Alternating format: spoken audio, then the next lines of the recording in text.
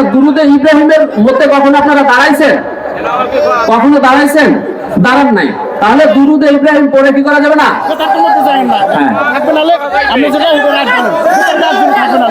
আচ্ছা বাবা, আমি শেষ করে দিচ্ছি। আচ্ছা, আমি শেষ করে দিচ্ছি তো বাবা, শেষ করে দিচ্ছি।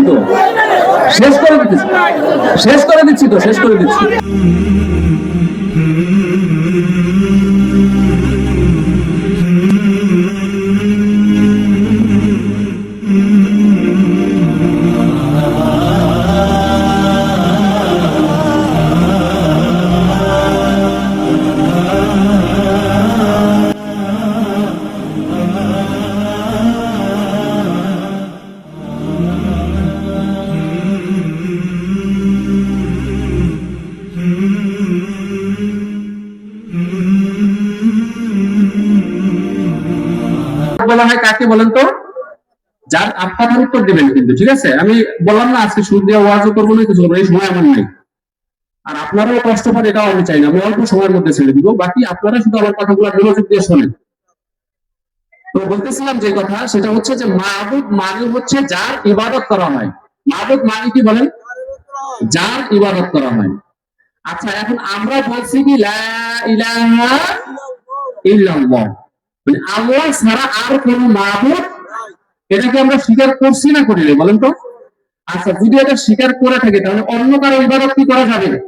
তাহলে আমরা নিজেরাই কিন্তু বলছি যে লা ইলাহা ইল্লাল্লাহ, আল্লাহ ছাড়া আর কোনো কি নাই? মাবুদ নাই। আল্লাহ ছাড়া যদি আর কোনো মাবুদ না থাকে তাহলে আর কারো ইবাদত করা যাবে? বলছেন কে? বলেন কে বলছে? আবু দাউদের 3251 নম্বর হাদিস। এই হাদিসের মধ্যে আল্লাহর রাসূল সাল্লাল্লাহু আলাইহি ওয়াসাল্লামের বিশিষ্ট সাহাবী সাঈদ ইবনে আবু উবাদা রাদিয়াল্লাহু তাআলা আনহু তিনি বর্ণনা করতেছেন যে একবার এক ব্যক্তি আল্লাহর ঘরের যে কাবা, আল্লাহর ঘর আছে না, কাবা ঘর, এই কাবা ঘরের শপথ করে বলছে তাহলে শপথটা করছে কার নামে বলেন? কাবা ঘরের, আল্লাহর না। এটাই বুঝতে হবে, এখানেই বোঝার জিনিস। তো বলতেছে যে মানে শপথটা করছে কার নামে? কাবা ঘরের নামে। তো কাবা ঘরের নামে এই শপথ করার কারণে আব্দুল্লাহ রাদিয়াল্লাহু তাআলা আনহু তিনি বলতেছেন মান হালাফা বিগাইরিল্লাহি ফাকাদ আশরাক, অর্থাৎ যে ব্যক্তি আল্লাহর নাম ব্যতীত অন্য কিছুর কসম খাইলো সে শিরক করলো। এখন এরকম কসম কি আমাদের হয় না? হয় না? বাবার কসম, মায়ের কসম, 14 গোষ্ঠীর কসম, শ্বশুরের কসম, বউর কসম, পোলার কসম, মাইয়ার কসম আছে না নাই সমাজের মধ্যে? এগুলা কি করা যাবে? আমি জাস্ট হিন্টস দিয়ে যাচ্ছি, আমি বলছি বয়ান করতেছি না, কিন্তু আমি বিষয়টা বুঝতে পারছেন? এটা কখনোই করবেন না। তাহলে কসম করবেন কার নামে? একমাত্র আল্লাহর নামে। আর আল্লাহর নামের কসম ভাঙাও যায় না, যদি ভাঙেন তাহলে কাফারা দিতে হবে। এটা আমার আলোচ্য বিষয় নয়, এই জন্য এদিকে যাচ্ছি না।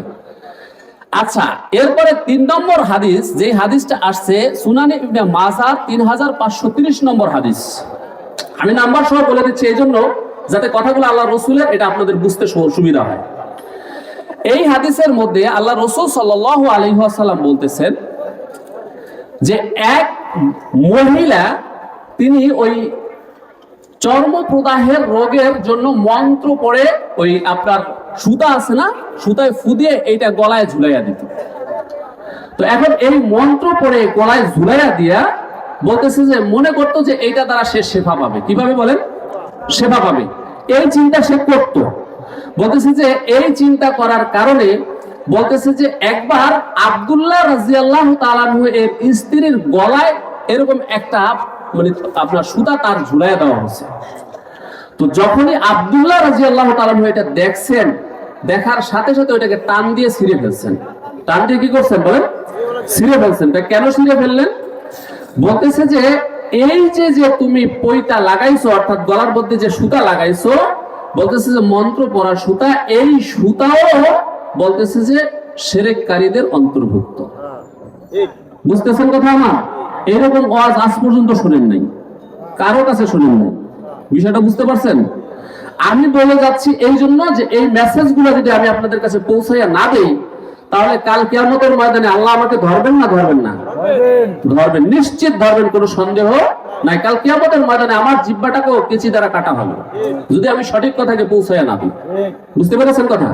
কিন্তু আমি কিন্তু কথা কাটা কাটা বলতেছি যাতে আপনাদের বুঝতে সহজ হয়। আমি আগেই বলছি, বয়ান করতেছি না।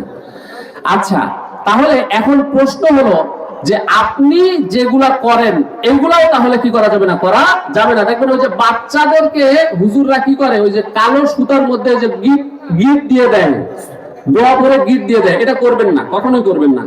তাহলে করণীয় কি আপনাদের জন্য? করণীয় কি? এই হাদিসের শেষের দিক দিয়ে আসছে, আমি সংক্ষেপে বলতেছি, লম্বা ঘটনা তো বলতেছে। শেষের দিক দিয়ে আসছে যে আল্লাহ রাসূল, মানে ওই আল্লাহ রাসূল সাল্লাল্লাহু আলাইহি ওয়াসাল্লাম তাকে শিখাইতেছেন একটা দোয়া।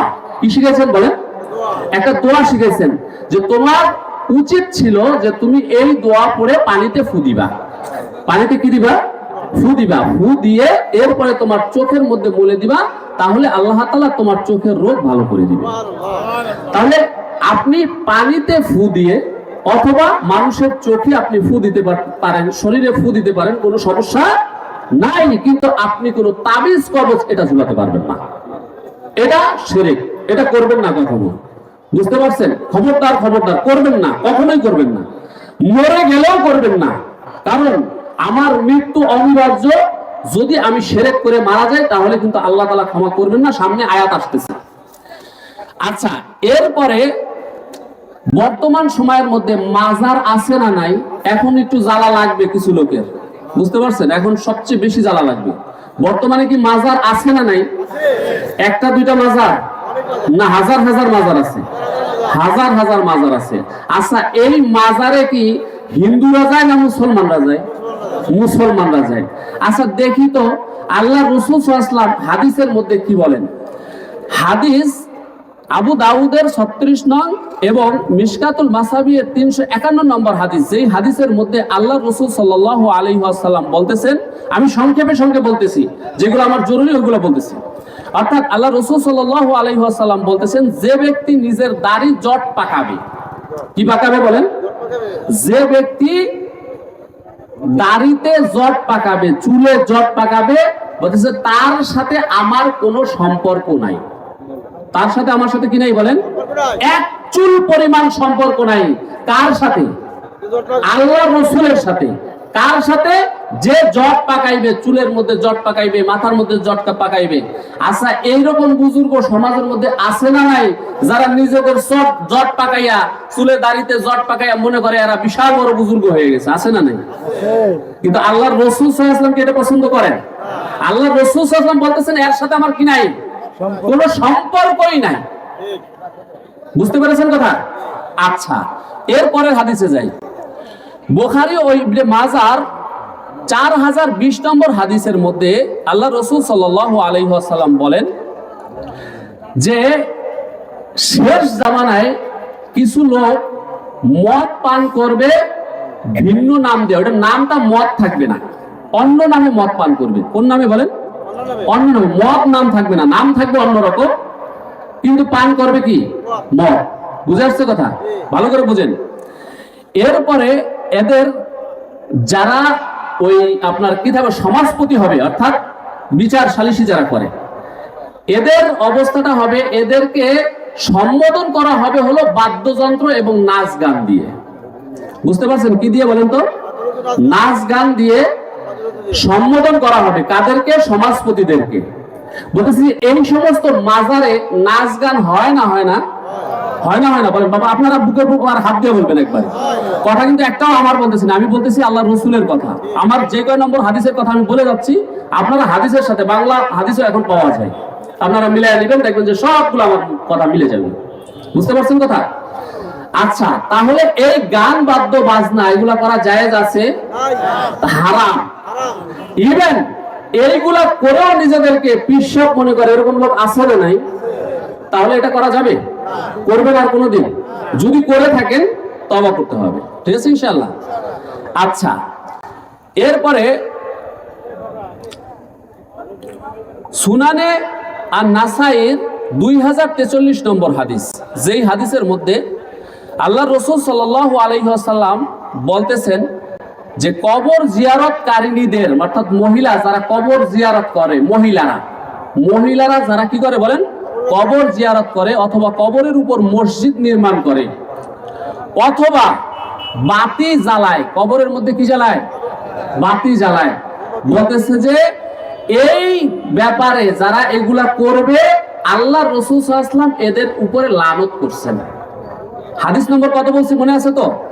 বলেন তো হাদিস নম্বর কত বলছি? 5590, বুখারীর রওয়ায়াত। কিসের রওয়ায়াত? বুখারীর রওয়ায়াত। তাহলে এইখানে স্পষ্ট করে বলা হয়েছে যে যেখানে আল্লাহ রাসূল সাল্লাল্লাহু আলাইহি ওয়াসাল্লাম এদের উপরে লানত করছেন, কাদের উপরে? কাদের উপরে? যারা মাজারে গিয়ে, অর্থাৎ মসজিদে আপনার কবরকে কি করবে, মাজার বানাইবে। কি বানাইবে বলেন? মাজার বানাবে। বুঝতে পারছেন কথা?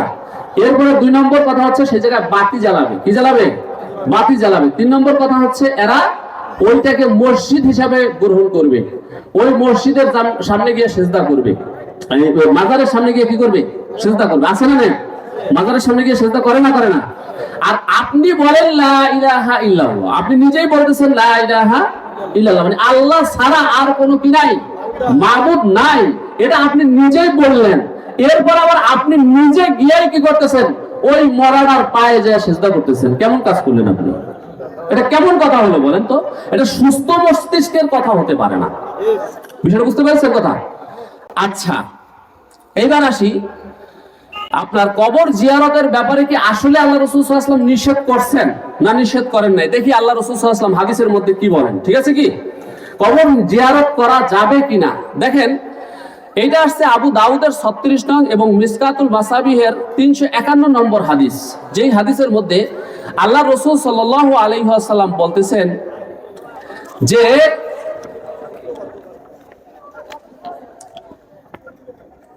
তোমরা কবর জিয়ারত করতে পারো, নিষেধ নাই। কবর কি করা যাবে? তাহলে জিয়ারত করা যাবে। যাবে না? যাবে না? জোরে বলেন, যাবে না? যাবে না? তাহলে কবর জিয়ারত করা যাবে, কিন্তু সেইখানে গিয়ে আপনি উচ্চ আওয়াজে কোনো কথা বলতে পারবেন না। বিষয়টা বুঝতে পারছেন? কবর আপনি জিয়ারত করতে পারবেন, সমস্যা নাই, কিন্তু কবর জিয়ারত করতে গিয়ে আপনি উচ্চ বাক্যে কোনো কথা বলতে পারবেন না। ঠিক আছে ইনশাআল্লাহ? আচ্ছা, এরপরে আসেন আপনার সুনানে আবু দাউদের 3237 নম্বর হাদিস, যেই হাদিসের মধ্যে আল্লাহ রাসূল সাল্লাল্লাহু আলাইহি ওয়াসাল্লাম বলতেছেন, অর্থাৎ যখন আল্লাহ রাসূল সাল্লাল্লাহু আলাইহি ওয়াসাল্লাম ওই কবরে গেলেন, কবরে গিয়া আল্লাহ রাসূল সাল্লাল্লাহু আলাইহি ওয়াসাল্লাম তাদেরকে একটা সালাম দিলেন। এইভাবে আল্লাহ রাসূল সাল্লাল্লাহু আলাইহি ওয়াসাল্লাম কবর জিয়ারত করতেন, অর্থাৎ জিয়ারতের তরতিবটা বলতেছি। তো সালামটা কি বলে দিতেন আল্লাহ রাসূল সাল্লাল্লাহু আলাইহি ওয়াসাল্লাম? সালামটা দিতেন আসসালামু আলাইকুম দারা কওমিন মুমিনিন ওয়া ইন্না ইনশাআল্লাহু বিকুম লাহিকুন। অর্থাৎ এই যে কথাটা, এই কথাটা বলে আল্লাহ রাসূল সাল্লাল্লাহু আলাইহি ওয়াসাল্লাম তাদেরকে সালাম দিতেন। তাহলে আপনি এতটুকু করতে পারেন। এছাড়াও আপনি দোয়া খায়ের করতে পারেন, সমস্যা নেই। আপনি সূরা ইয়াসিন পড়তে পারেন, সূরা তাকাসুর পড়তে পারেন, সূরা ইখলাস পড়তে পারেন, সূরা ফালাক নাস পড়তে পারেন, কোনো সমস্যা নাই, কিন্তু মনে মনে। কিভাবে করবেন? মনে মনে করবেন। ঠিক আছে ইনশাআল্লাহ? আর কবর জিয়ারতের মাসলা কবরের কাছে যেয়ে করতে হবে এরকম কোনো কথাও নাই। আল্লাহ তাআলা আপনি যে জায়গায় বসে করবেন ওইটা আল্লাহ তাআলা শোনেন না? শোনেন না? অবশ্যই শোনেন। আপনি মসজিদে বসে করতে পারবেন, কোনো সমস্যা নাই। আচ্ছা, এইবার আসি শিরককারীদের শাস্তি কি, অর্থাৎ যারা এগুলা করবে, যতক্ষণ যেগুলো আলোচনা করলাম এই ব্যাপারে শিরককারীদের আসলে শাস্তি কি। ইবনে মাজার 2536 নম্বর এবং মুসনাদে আহমদের 19533 নম্বর হাদিসের মধ্যে আল্লাহ রাসূল সাল্লাল্লাহু আলাইহি ওয়াসাল্লাম বলতেছেন যে কোন ব্যক্তি ইসলাম গ্রহণ করার পর মুশরিক হয়ে শিরকে লিপ্ত হলে আল্লাহ তার কোনো আমলই গ্রহণ করবেন না। অর্থাৎ এই যে কাজগুলো করতেছেন, এরপরে যদি আপনি মনে করেন যে আপনি মুসলমান আছেন, আপনি নামাজ পড়লে আপনার নামাজ কবুল হবে, আপনি রোজা রাখলে আপনার রোজা কবুল হবে, আপনি হজ করলে আপনার হজ কবুল হবে, আপনি যাকাত দিলে আপনার যাকাত কবুল হবে, বলছে কোশ্চেন কালেও হবে না। কতক্ষণ পর্যন্ত হবে না? যতক্ষণ পর্যন্ত এইগুলা ছেড়ে না দিয়ে আপনি আল্লাহর কাছে তওবা না করবেন। অর্থাৎ তওবা করার পরে এরপরে আল্লাহ তাআলা কি করবেন? বুঝে আসছে না? বুঝে আসে নাই? তাহলে এই জন্য যারা এগুলো করতেছি, যদি এখানে থেকে থাকেন আজকে থেকে আল্লাহর কাছে তওবা করেন যে আল্লাহ আর জীবনে এই ধরনের কাজ করব না। ঠিক আছে ইনশাআল্লাহ? আচ্ছা, এরপরে আল্লাহ তাআলা সূরা লোকমানের 13 নং আয়াতে বলেন, ইয়া বুনাইয়া লা তুশরিক বিল্লাহ ইন্না শিরকা লা যুলমুন আযীম। এ আমার পুত্র, তুমি আল্লাহর সাথে কাউকে কি করো না, শরীক করো না। নিশ্চয় শিরক হচ্ছে সবচেয়ে বড় জুলুম। এর চেয়ে বড় জুলুম দুনিয়ার মধ্যে আরেকটাও নাই। এগুলো শিরক করার কোনো সুযোগ আছে?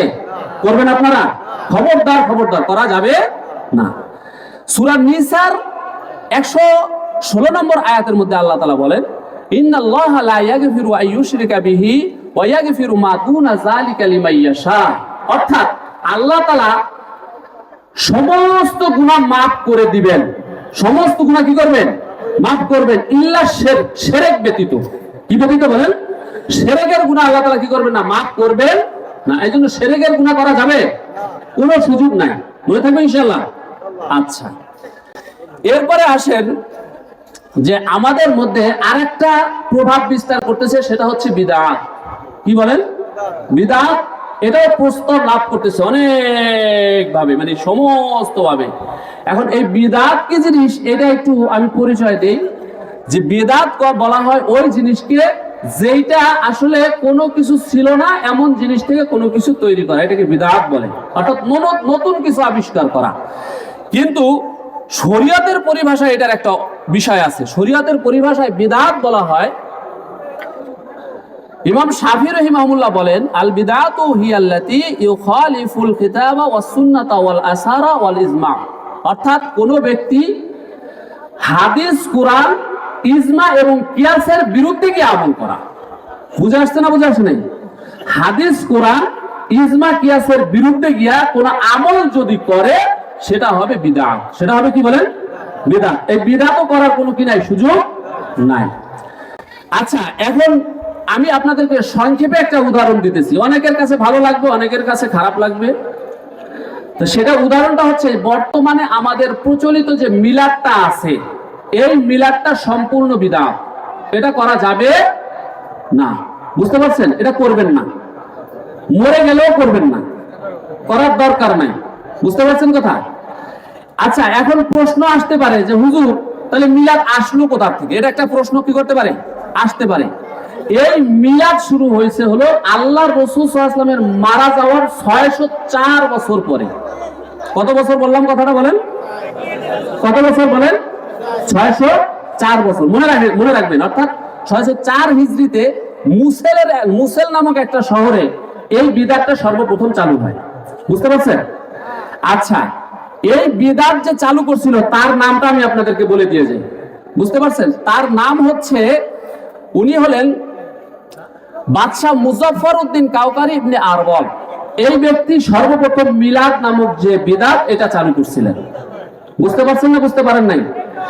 আচ্ছা, এখন এই যে মিলাদটা, এই মিলাদটা আমরা করব না, কিন্তু এদের সাথে আমরা মুখে পারি না।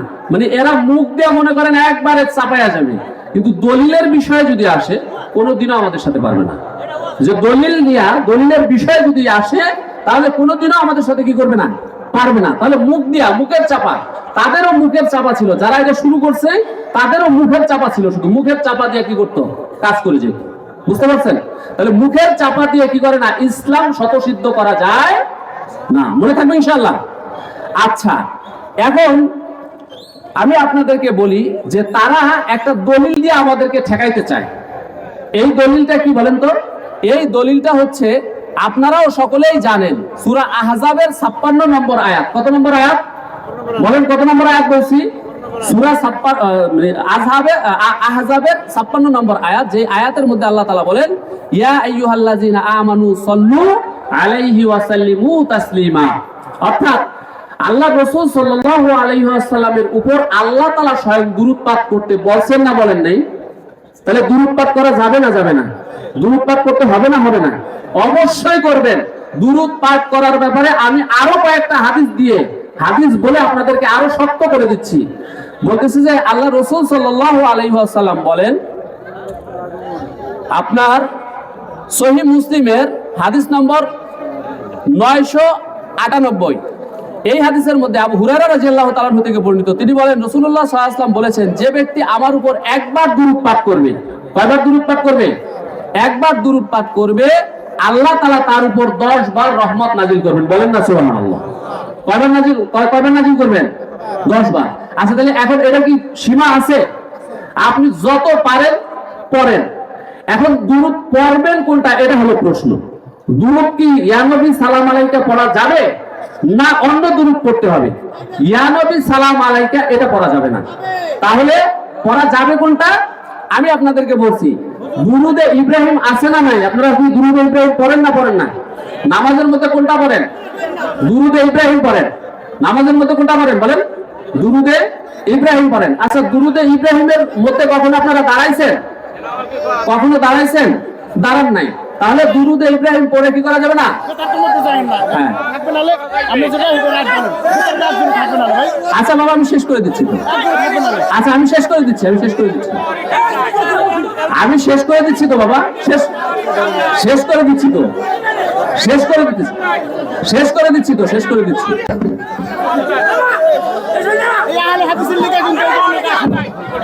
আমি আপনাদেরকে একটা কথা বলি, আপনারা আমার কথা শেষ করতে দিবেন তো?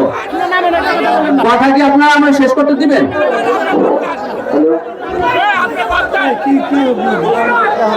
আচ্ছা ঠিক আছে, তাহলে আপনারা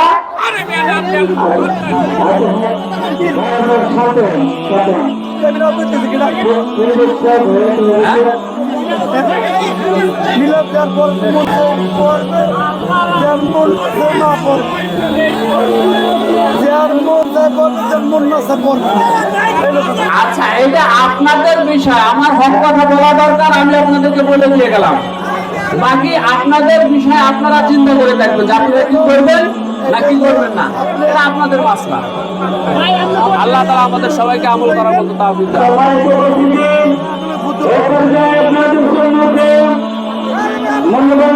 করবেন।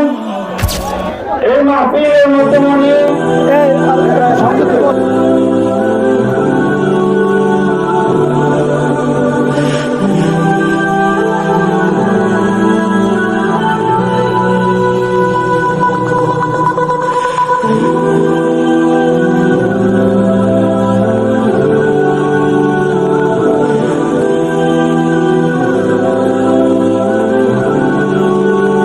فرسان النهار. أما بعد فأعوذ بالله من الشيطان الرجيم. بسم الله الرحمن الرحيم. والعصر إن الإنسان لفي خسر إلا الذين آمنوا وعملوا الصالحات وتواصوا بالحق وتواصوا بالصبر. فقال النبي صلى الله عليه وسلم: من مات وهو يعلم أنه لا إله إلا الله دخل الجنة، أو كما قال عليه الصلاة والسلام. صدق الله مولانا العظيم وصدق رسوله النبي الكريم، ونحن على ذلك من الشاهدين والشاكرين، والحمد لله رب العالمين.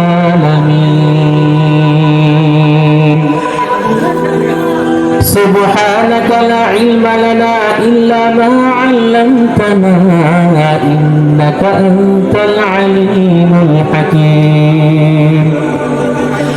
رب اشرح لي صدري ويسر لي أمري واحلل عقدة من لساني يفقهوا قولي.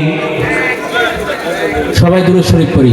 اللهم صل على سيدنا ونبينا وشفيعنا وحبيبنا ومولانا محمد صلى الله تعالى عليه وعلى آله وأصحابه وبارك وسلم.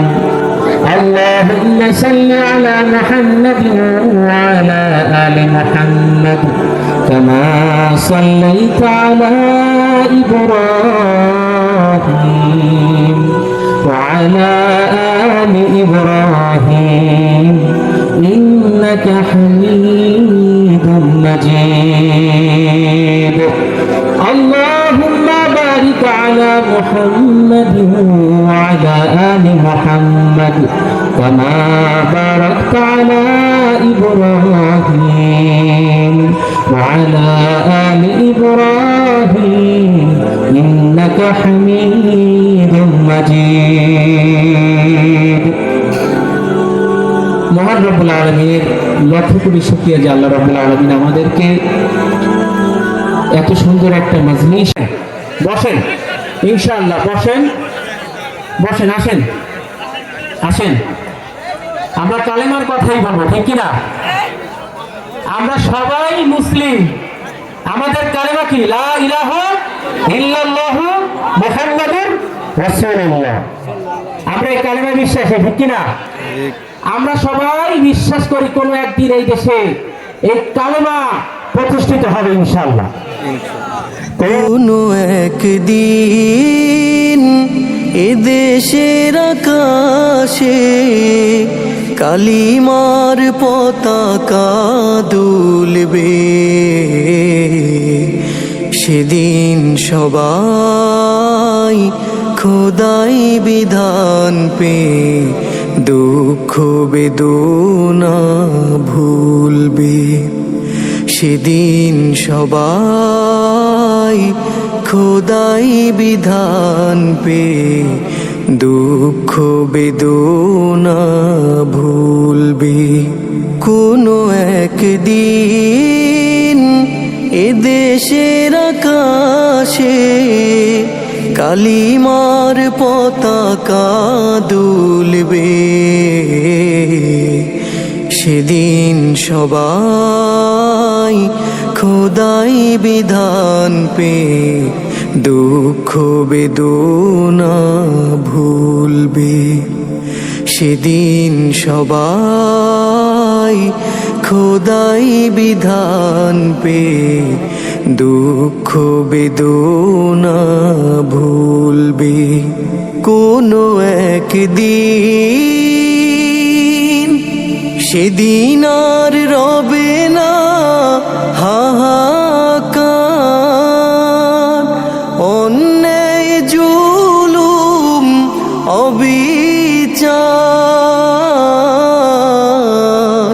সেদিন আর রবে না হাহাকার। ইমানের পথে অবিচল থেকে আমার মরণ যেন হয়। ইমানের পথে অবিচল থেকে আমার মরণ যেন হয়। ইমানের পথে অবিচল থেকে আমার মরণ যেন হয়। তোমারই কাছে মিনতি আমার, তোমারই কাছে মিনতি আমার, মহামহিম দয়াময়।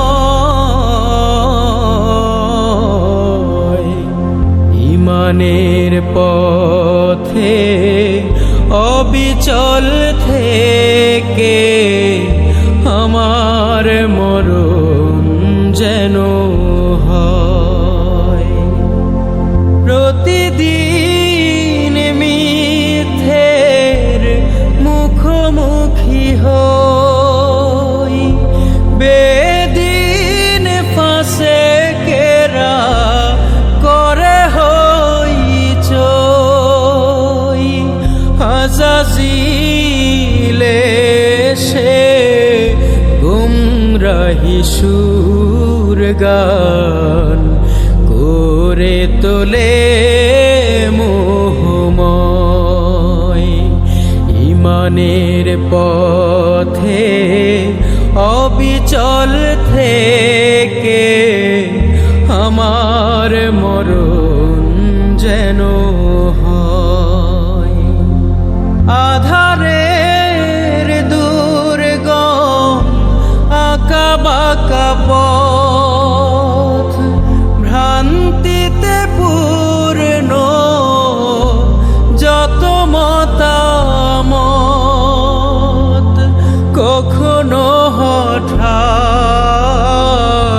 নফসের তাড়নায় লাগে সুন্দর মনোময়। ইমানের পথে অবিচল থেকে আমার মরণ যেন হয়। সকলে বলেন আমিন। এই বাদশা চিন্তা করলাম, এই সৈন্যদেরকে বললো, সৈন্যরা তোমরা এই বালককে নিয়ে পাহাড়ের উপরে নিয়ে যাও।